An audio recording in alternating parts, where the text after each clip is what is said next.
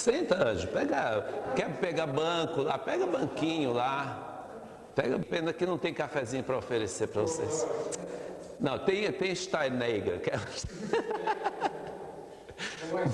Vamos lá. Já está funcionando? Ah, já está. Oxa. Então, eu acho que eu vou dar um início, uma explicação para vocês. Eu acho que eu sou um exemplo de um bailarino brasileiro, como se forma um bailarino brasileiro aqui. E além de eu ser estrangeiro, a minha formação de bailarino foi toda aqui feita no Brasil.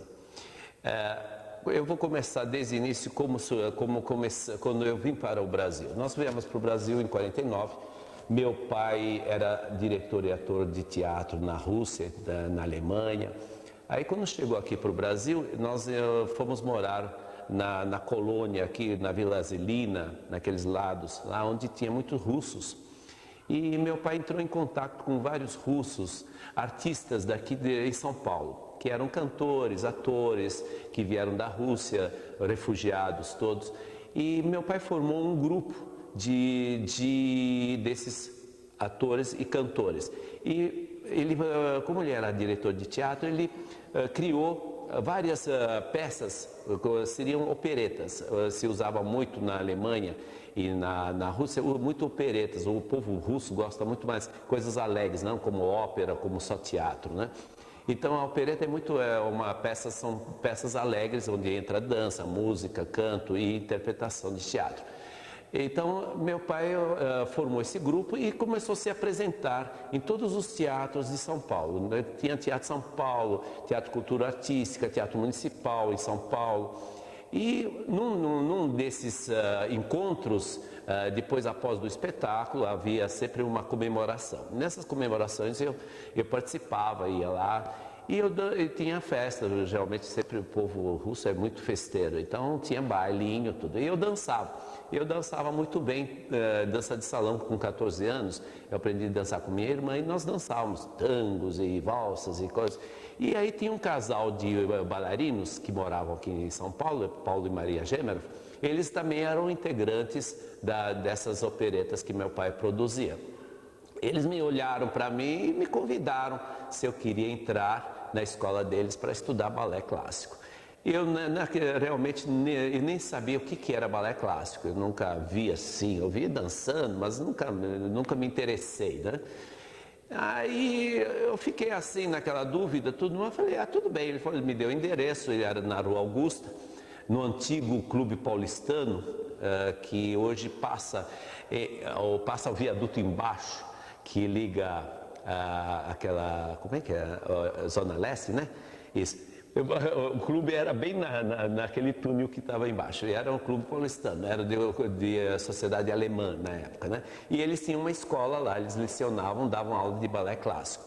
Aí minha irmã, como eu tinha 14 anos, era novato, minha irmã me levou lá para conhecer e me levou para conhecer o caminho até lá, né? Porque eu vinha de Santo André, tinha que tomar trem, tudo, né? Daí eu cheguei lá e realmente me interessei, fiquei interessado de aprender a dança. Aí até o professor me fez sandálias, porque na época não tinha nem sapatilha, então ele fazia de couro, assim, fazia tipo uma sandália, né? Só sem salto, era grosseira, tudo para fazer a aula de balé, né? A malha não existia, só tinha uma malharia que fazia lá na Liberdade. Eu lembro que eu tive que ir lá na Liberdade que eles faziam, a malha não era laica, nada disso, era feito a lã mesmo, né? Então só aquela que fazia ainda malhas assim para você fazer aula, né?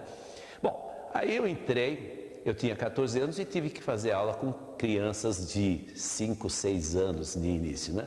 Então vocês já imaginaram minha situação, um rapaz fazendo com crianças isso, dentro de um clube. Dentro do clube tinha um restaurante, não um restaurante, um bar, né? E constantemente vinham os carregadores trazendo bebidas. E eles sempre, enquanto eu estava fazendo aula, fazendo aquela barra, aqueles passinhos lá, aprendendo tudo, os caras olhavam assim, daquele jeito para mim, o que esse cara está fazendo com as crianças aprendendo balé, né? Então já imaginou a situação minha, e eu era muito envergonhado também, mas eu consegui passar essa fase, porque o meu professor, foi sorte que eu tinha um professor que, esse professor, ele dançava e fazia balés muito acrobáticos com a esposa dele, inclusive na guerra, no tempo da guerra, eles dançavam muito para os soldados e tal, então eles tinham que fazer números de sensação, assim, de acrobacias e tudo para entusiasmar, né? Não podia ser coisas clássicas, tradicionais, né?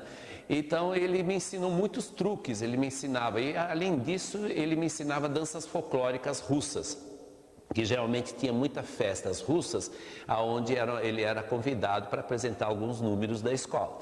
E esses números russos realmente mostrava a masculinidade do homem, porque exigia muita força, né, de pernas, de agachadinho e truques e tal. E ele começou a me ensinar vários truques assim, que realmente esses truques eu fui batalhando, venci e consegui, comecei a fazer sucesso. Primeira vez eu lembro que eu dancei foi na igreja de São Bento, tem salão paroquial lá dentro. E lá se reuniam, os russos faziam apresentações lá de música, dança, teatro, enfim, para a colônia, né? Faziam essas apresentações. E eu fui convidado, através do meu professor, fui convidado para dançar uma dança russa. E era tocado a piano, porque não tinha gravações, então meu professor tocava piano também. E foi minha primeira estreia, sei que eu tremia assim, mas aí eu entrei com tudo e comecei a fazer os truques lá, aí o povo se entusiasmou, porque na época era raro você ver um homem dançando, um rapaz dançando e tal, e o povo se entusiasmou, começaram a pedir bis e não sei o que lá. Aí o meu professor chegou assim, olhou para mim, dá para aguentar mais uma? Eu falei, vamos embora, toca mais uma vez. E aí eu fui, dancei de novo, outra vez bis. Sei que é aí que eu me entusiasmei muito mais, porque ele soube me cativar assim na dança, mostrando a parte para que eu tivesse sucesso dentro das minhas apresentações, né? Além disso, eu dançava coisas clássicas. Bom, aí começaram a vir convites, muitos da televisão. Nós tínhamos o canal 5, que era do Vitor Costa, tivemos a Tupi, que era uma das primeiras, né? A Tupi Canal 4, depois tinha Excelsior, que é canal 9, e o 13 Bandeirantes, mas a Bandeirantes surgiu mais tarde tudo. Mas as primeiras eram a TV, a Tupi, e o canal 5, que era do Vitor Costa, né? E esses canais, eles faziam programas assim musicais e dentro pediam dança, sempre queriam um balé, um número folclórico, um número moderno assim, popular, né?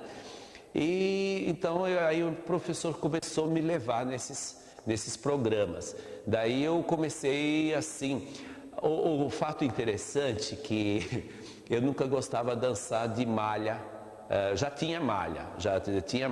Então, na televisão, nunca dancei de malha. Até hoje eu vejo minhas fotos, eu acho até ridículo. Eu dançava de blusão clássico e com de calça por baixo, porque eu não botava malha justa de jeito nenhum na televisão. Eu tinha uma vergonha tremenda de aparecer de malha, né? Então, eu dançava um clássico, Sonho de Amor. Eu lembro de dançar o Sonho de Amor de Liz, né? Então, blusão, tudo bordado, isso e uma calça preta.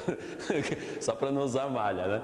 Esse já era um ponto assim que a gente via preconceito. Mas muito bem, agora eu vou só comentar como se deu que eu consegui me dedicar totalmente à dança aqui no Brasil. Foi na época, depois que eu casei, em 1962, até ali eu estava dançando assim, solteiro, livre, à vontade, podia viajar, podia dançar onde eu queria. Dancei, nessa época também dancei, inclusive a minha esposa viajava junto, mas nós éramos namorados. Viajava no Periquitos em Revista. Periquitos em Revista, trabalhei 3 anos com uma bailarina, chamava-se Araci Evans, que na época ela era uma professora muito querida na Escola de Bailados, no Teatro Municipal de São Paulo. E nós fizemos a dupla, dançávamos número acrobático. O número, inclusive, foi assim um fato interessante, que nós, fomos convidados para dançar no Teatro Municipal com a orquestra sinfônica do teatro. E a gente tinha um número assim muito acrobático, muito de grande sucesso. Inclusive, antes de nós dançarmos esse número, já tinham chegado russos dançado um estilo desse estilo que nós íamos dançar, uma valsa acrobática, chamava-se valsa do espaço, que na época chamavam, né? E eu já tinha aprendido com o meu professor vários truques que nem os russos, quando vieram dançar uma valsa desse tipo de acrobática, tinham usado os truques que eu usava. Eu, por exemplo, eu usava um truque que eu levantava a bailarina só por uma perna em grand jeté e ficava em cima, daí ela se jogava lá de cima e caía embaixo, enfim, eram umas coisas meio loucas, assim, bem acrobáticas na época. Mas eu era o único bailarino que tinha essa força e tinha esse trabalho, conhecimento desse trabalho. E aí nós fomos dançar no Municipal e nós tivemos que se resguardar porque nós não podíamos mostrar o número, porque vocês vejam o que era na época os ciúmes. É muito importante isso. A gente não podia mostrar no ensaio geral o número, porque senão cortariam o número, porque tinha os outros bailarinos que, se visse o nosso número, não iam permitir, porque era número de sucesso, né? Então a gente tinha que marcar no ensaio geral nós marcamos o número e como se não tivesse nada, não fizemos nenhum truque, tudo. E no dia nós fizemos tudo. E aí foi abaixo, a plateia levantou de pé e gritando, bis e tal. Aí que as pessoas viram, começaram a ficar loucas da vida e não deixaram nem a gente querer agradecer, se cumprimentar. Não, chega, fecha a cortina, se gritava. Então, para vocês verem o que era na época isso. Também muitas vezes eu passei no Teatro Municipal, eu entrei na escola de bailados. O pessoal me viu dançar e me convidaram para a escola de bailado. Até me falaram assim: olha, você não tem diploma, tal, faça uns 2 anos o curso e nós te daremos o diploma, porque você já é quase profissional, só para você ter no currículo, né? Eu entrei na escola de bailado por essa intenção. Daí eu conheci a Toshi, a Aracide Almeida, a Marília Franco, dancei com a Marília Franco, que era mestra da escola de bailado, diretora da época. E Josi Leão, a Ansaldi, Marlene Ansaldi, fantástica bailarina e coreógrafa, inclusive estudou até na Rússia, Marlene Ansaldi. E aí eu era sempre o quebra-galho da escola de bailados. Nunca me consideravam assim, sabiam que eu era o melhor, eu fazia double tour, fazer piruetas, tudo. Enquanto os outros bailarinos não tinham essa capacidade, mas era privilégio, porque eles eram dentro da escola e tal, então eles tinham mais privilégio. Então, quando era para dançar na periferia, então era Ruslan que dançava em todas as periferias. Quando chegava no município, aí o bailarino principal estava doente. Então o Ruslan quebrava os galhos. Agora, quando chegava no Municipal, quantas vezes eu chegava no Municipal para me trocar? Não, você não vai dançar hoje é o outro que vai dançar, coisa, porque ele está bem, não sei o que lá, então também eu passei por tudo isso, mas tudo assim, sabe, eu ficava, vamos dizer, chateado, tudo, mas não ligava, ia para frente, eu sabia que o meu valor e tudo, todo mundo me respeitava, todo mundo gostava do meu trabalho, e aí foi. Aí eu me casei em 63 e comecei a trabalhar. Só da dança não dava mais para viver. Eu tinha uma escolinha, mas não tinha alunos suficientes para sustentar. Então, eu trabalhei na firma, na Zaparoli Serena, chamava-se Zaparoli Serena, era uma firma química, e depois ela passou para ser Sermar. Eu trabalhei na Sermar, não na Zaparoli Serena. Primeiro era Zaparoli Serena, depois... E meu pai era engenheiro químico dessa firma. E tinha um setor que era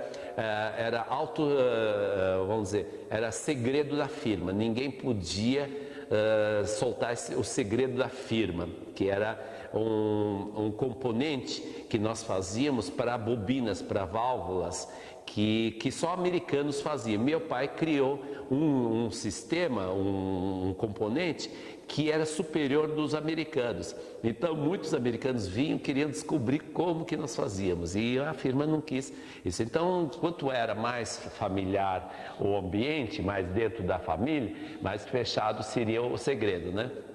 E aí me contrataram para ser chefe da seção. Sem conhecer nada de química, tudo. Mas como sempre fui assim, na prática eu era excelente, na parte teórica eu sou negação. Então, eu cheguei lá, peguei, sentei como funcionário, como empregado e aprendi todos o setor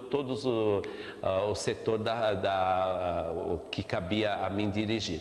Enquanto a maioria dos funcionários estavam de férias, eu fiquei só com 3, 4, eu já tinha feito um progresso enorme, tinha um estoque muito grande de bobinas, eu tinha já quase acabado com o estoque, enfim, eu fiz umas revoluções dentro dessa firma durante 5 anos. Aí chegou quando me ofereceram, justamente a escola de bailado me ofereceu que eu fizesse em 2 anos o curso e que fosse só de manhã, na parte da manhã.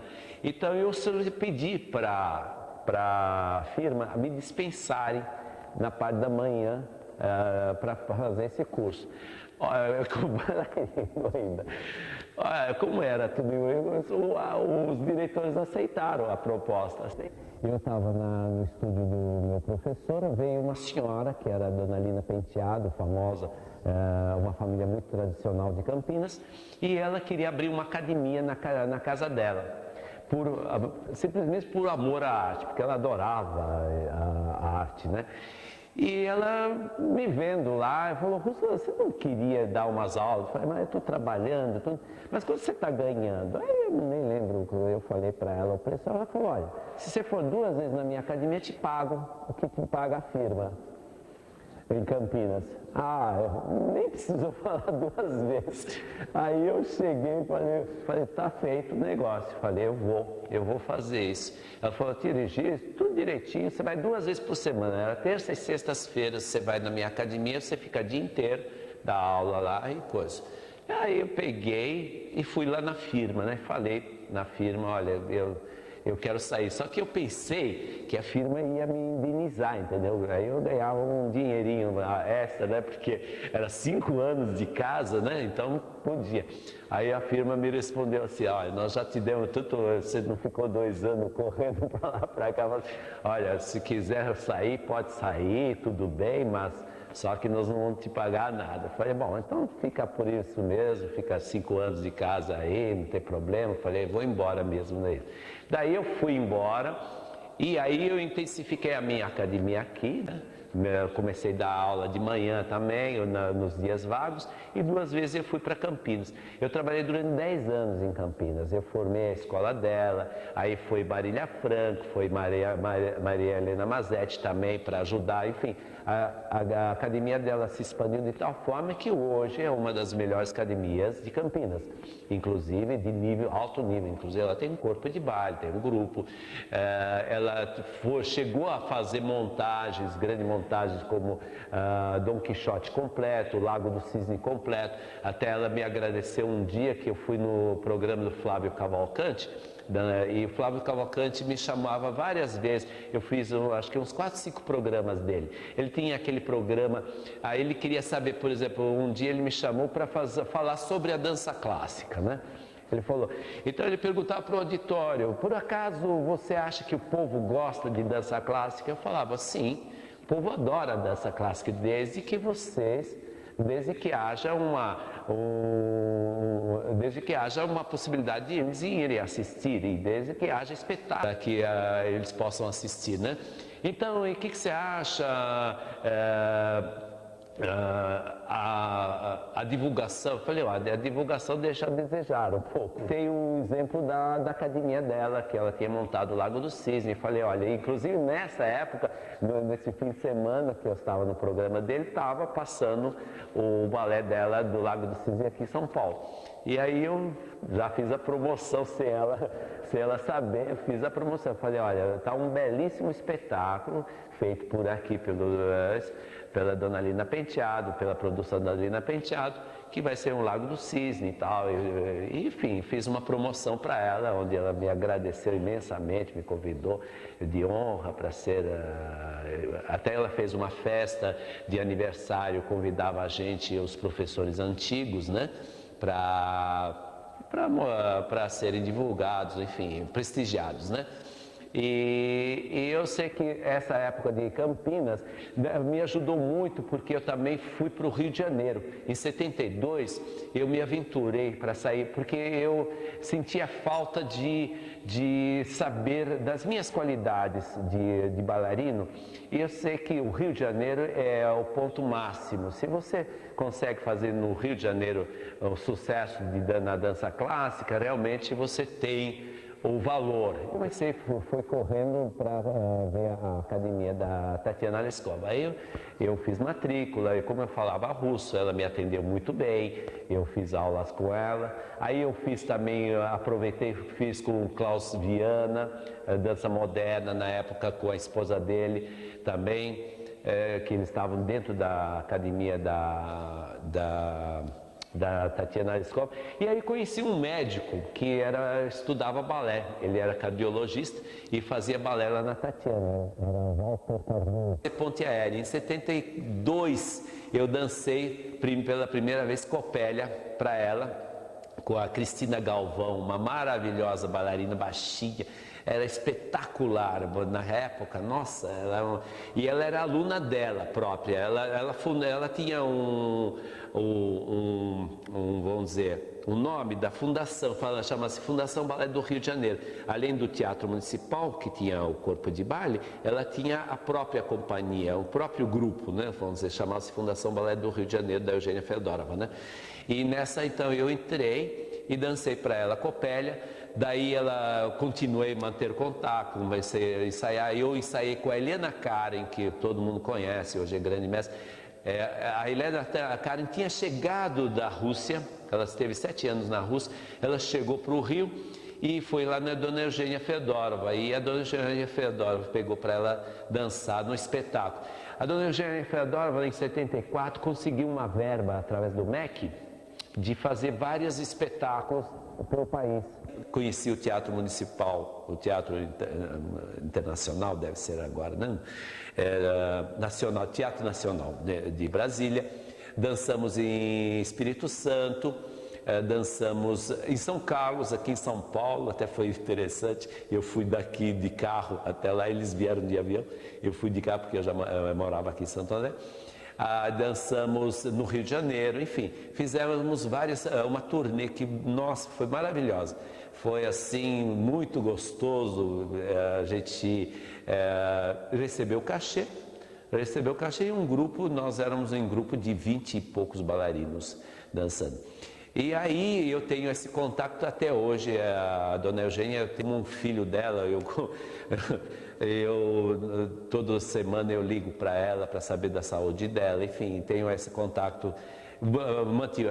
Com a Tatiana eu realmente fiz só aquelas aulas e depois eu não voltei mais para a Tatiana. Fiquei mais com a Eugênia, porque com a Eugênia as aulas eram para mim eram muito mais aproveitadas, porque a Dona Eugênia trabalhava com os homens muito diferente, muito másculo, muito técnica para homem ela dava muito para... Já a Tatiana dava aula geral para tanto mulheres como para homens, é igual. Mas a Dona Eugênia separava os homens, então muitos rapazes passaram quase todos os bailarinos bons do Rio e tanto do Brasil, sempre passam pela Dona Eugênia, porque a Dona Eugênia nesse ponto, e a Dona Eugênia, historicamente, ela é a pessoa mais importante aqui no Brasil, ela que montou o primeiro Lago do Cisne completo no Brasil, que até hoje ninguém montou isso. E o Lago Lago do Cisne pelos russos, quando vieram os russos para cá numa turnê e foram assistir o Lago do Cisne, eles ficaram maravilhados. Eles falaram que na Rússia não tinha o Lago do Cisne tão perfeito quanto dela aqui no Brasil, que eles ficaram abismados. Imagina, no Brasil fazendo Lago do Cisne igual ao do Bolshoi, né? E realmente nós tivemos uma época maravilhosa, em pena que tudo se passa nesse mundo e realmente nós hoje não temos mais aquilo que foi. Nós devemos muito, é o governo que interfere nas coisas, né? É o governo que patrocina, de repente no ano seguinte ele tira a verba, põe pessoas incompetentes para entrar como diretores no teatro, bota pessoas que não tem nada a ver com a dança e põe no meio. Então entra política, entra pessoas infiltradas que não têm valor nenhum e aí vai acabando-se. Então, para dizer, hoje nós estamos trazendo, importando o Bolshoi da Rússia para fazer uma escola aqui. Enquanto isso, que nós já podíamos ter feito há 30 anos atrás, com os professores que nós temos. É só reunir esses mestras de balé, que seria a Dona Eugênia, a Tatiana Leskova, enfim, tem daqui de São Paulo, Lina Bernaca, temos, que tem tradição. Enfim, nós temos tantos professores de alto naipe que poderiam, reunindo eles, formar uma escola brasileira. Não precisa trazer o do Bolshoi, isso só falta uma boa vontade e também ter a política, querer ter uma política cultural para a dança, principalmente para a dança, né? O que nós não temos. E o que a gente sente hoje é a dificuldade, a gente não pode, da minha época, as pessoas da minha idade, já não tem mais força para lutar, porque a gente tem ideias, a gente não parou no tempo, eu nunca parei no tempo. Muitos falam, o Ruslan só sabe dança folclórica. Lógico, eu gosto de fazer folclore porque eu levo para o outro público. Eu não levo para o público do balé, eu levo para o público da periferia que nunca viu dança. Então eu fico educando através da dança folclórica, através da dança moderna, através dos shows que eu crio de dança, assim, misturando dança moderna, dança clássica no meio, enfim, para poder chamar esse povo que não tem condições de vir no teatro, de atrair, de educá-los, né? Então, é esse tipo de espetáculo que, agora, dizer que eu parei no tempo, não, porque o exemplo está, há muito tempo para cá, eu não tenho dinheiro, porque eu vivo disso. Eu vivo dessa arte, então eu não posso investir muito. Eu tenho mais de 200 fantasias que eu investi no folclore, por quê? Porque às vezes me dá esse retorno, às vezes eu cobro assim para pagarem uma fantasia, tudo através da dança folclórica, que chama, Ruslan, você tem dança italiana? Então, que nem agora, domingo que vem eu vou fazer um trabalho numa igreja, o meu grupo, as meninas vão se vestir a caráter dos trajes que eu tenho aqui, que é a dança folclórica de russas, de ucraniana, de espanhola, de alemã, de italiana, de brasileira, que vão se vestir vai ter uma missa dos imigrantes em São Bernardo, e é onde vou levar. Aí, depois disto, vai ter uma festa. O que eu já fiz para isso? Para não levar númerozinho avulso, eu peguei o quê? Eu criei em 2, 3 dias, criei um quadro, onde cada menina que vai se vestir da caráter vai dançar uma dança típica, trecho, não grande, não é uma peça. Tudo deu em 15 minutos, mas vai apresentar uma coreografia. Para quê? Para que as pessoas que vão lá vão ver o traje típico e vão ver a dança também, então vão se interessar. É isso que nós temos que fazer, é popularizar a dança. Hoje, por exemplo, eu entrei no mapa cultural, nós entramos com o mapa cultural. Eu investi, nós estamos numa crise, porque eu vivo disso, eu tinha 150 alunos, hoje eu tenho 40 alunos. Então, graças que eu não pago aluguel, eu só pago os impostos, ISS, tudo isso., porque se fosse pagar aluguel, eu já estava vendendo pizza.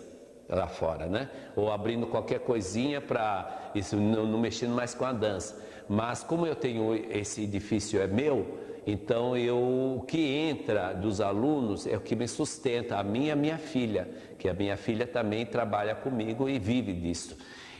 Então eu tenho que sustentar a família dela e a minha, e eu com minha esposa. E além disso eu tenho que ajudar as meninas que estão aqui dentro da minha academia, porque tem muito pai que está desempregado e eu não vou falar para ela, não vou te dar mais aula porque seu pai está desempregado. Do contrário, eu incentivo, às vezes elas querem parar mesmo por causa que o pai não quer, não tem vergonha. Eu falo, não, de jeito nenhum você não vai parar, você vai pagar só quando seu pai voltar a trabalhar. E assim acontece. Dou fantasia, uma menina agora, eu precisei para o concerto, montei um concerto clássico, ela falou, professor, não vou poder porque eu tenho formatura do colégio, já está pagando há muito tempo, e coisa vai encarecer, meu pai não tem dinheiro, e a classe média é coisa. Eu falei, não filha, você vai dançar, você me ajuda a arrumar uns jornais e latinhas aí, a gente vai todo mundo juntando latinhas e jornais. Eu toda semana estou indo aqui atrás da minha academia, tem um ferro velho, estou vendendo latinha. Gente, Baby Beef, eu tenho um contrato com o Baby Beef. Olha só para vocês verem o que é a vida de um artista. Baby Beef é um grande restaurante nosso aqui de Santo André. Eu toco violino, eu fui lá fazer um teste, ele, eu quero violino, só que chegou num ponto, ele falou, não dá para mim, fez o teste, adorou que eu toco e tudo, só que ele não podia pagar 2 pessoas, nem o piano e violino, que encarecesse a coisa. Quer dizer, R$50 para cada um, para um Baby Beef, né? Isso é uma crítica, mas é uma crítica sadia. Quer dizer, não dá, tudo bem, tá. Aí ele tem latinhas lá e falou para minha, que toca piano comigo, né? Falou para ela, você sabe alguém que quer essas latinhas, que estou cheio de latinha aí? Ela falou, a Ruslan está recolhendo porque tem escola de balé, eles estão precisando tal. Então fala para ele vir aí, já me quebra o galho para não ficar acumulando, né?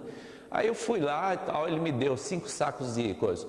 Deu R$20, R$30 aí, já foi para a coisa. E aí toda segunda-feira eu vou lá buscar as latinhas. Quer dizer, dá na base de 15, R$20 por semana, né? Aí um dia, na brincadeira, ele me cobrou. Ele falou, pô, essa latinha tá dando, você não podia vir tocar um dia para mim de graça? E eu fui, eu sou artista, se eu tinha folga, eu falei para a Marlene, quando você vai? Vou sexta-feira, tá bom, eu vou lá, toco junto com ele. Fui lá e toquei uma noite lá de graça para ele, pelas latinhas que ele estava me cedendo. Hoje, ele está me convidando terça-feira, segunda-feira, no dia dos namorados, para tocar, para me pagar o cachê. Mas por quê? Porque vai muitos casais lá e tal, ele quer incrementar. Mas ele já me falou que ele vai abrir o espaço, se eu melhorar o espaço, ele vai querer os dois, entendeu? Então é assim que a gente vai se enfiando, criando um ambiente, criando um espaço para você mostrar a sua arte. E nós gostamos de tocar, não eu toco pelo dinheiro, eu toco porque toco no hospital uma vez por mês, eu apresento balé de graça da praça, no hospital, onde precisarem, onde me chamarem a gente vai. Então, sabe, o que nós precisamos realmente é que essas autoridades, esses administradores públicos, que entendam que se tem um espaço público, que façam essa gentileza de ceder pelo menos uma vez ou 2 vezes por ano para que nós possamos fazer os belos espetáculos. Não um espetáculo infantil, tudo bem, uma vez por ano oferecendo para a criança, que seja até matinê, que nós possamos apresentar aos alunos para incentivar, porque isso é um incentivo para os pais, incentivo para os alunos e que nós possamos continuar com as escolas, porque senão nós vamos fechar e cada vez vai pior. Vocês falam da política de pegar o adolescente, de educar o adolescente para tirar ele da droga, da coisa, mas não ajudam o elemento, o aluno que queira estudar, se dedicar à arte, à cultura, se dedica, mas vocês não dão espaço, vocês não abrem espaço para ele poder extravasar a